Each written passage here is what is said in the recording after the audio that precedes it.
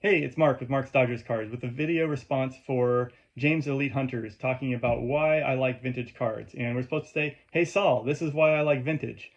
Before I get into that, I do want to remind people, I'm going to probably say this for the next, until the contest is over. I do have my 200 subscriber giveaway going. Thanks for people who have already made videos. They're awesome.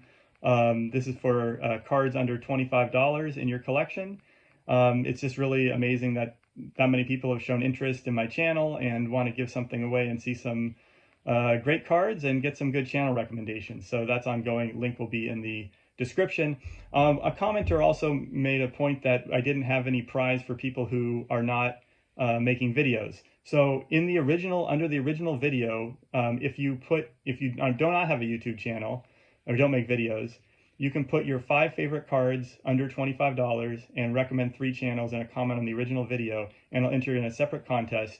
And this is what I'll be giving away. This pack of cards: Pete Rose, Don Sutton, Dusty Baker, and Don Sutton. So that pack of cards under $25 will be the prize for that. Now, into the task at hand, why I like vintage cards. I've always been into history. I think that came from my dad, who's really into history. When I was a kid, he wasn't the hugest baseball fan, but he told me about people like Sandy Koufax. And as a Jewish kid, that was a really important figure for me. I've shown this card before, but this is the first vintage card that I got when I was, I think, 7 in 1983, when my dad took me to a baseball card shop.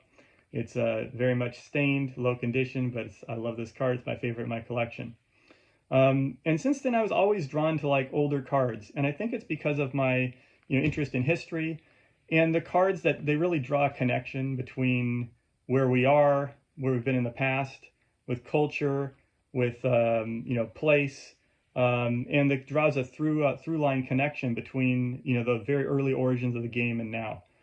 You get to see people who were legendary managers, who the team was even named after from time to time at one point. You get to see people who were, managed a lot, but also played a lot, like this beautiful Al Lopez. You get to see people who were, I knew Tommy Lasorda when I was coming up as the older manager of the Dodgers. But you get to see him as a babyface player when he was just starting out. I mentioned the connection between history and religion, and Sandy Koufax being very big in my childhood. But I also get to see people like Hank Greenberg, who also had a tremendous impact, tremendous player. And here he is in his 1935 Gaudi card. And I also like the connection to place. I live in Berkeley, California, and there's only one Hall of Famer who's from Berkeley, California, and that's Chick Hafey. And he also happens to be the first Hall of Famer to go in wearing glasses. As the glasses wearer, I appreciate that.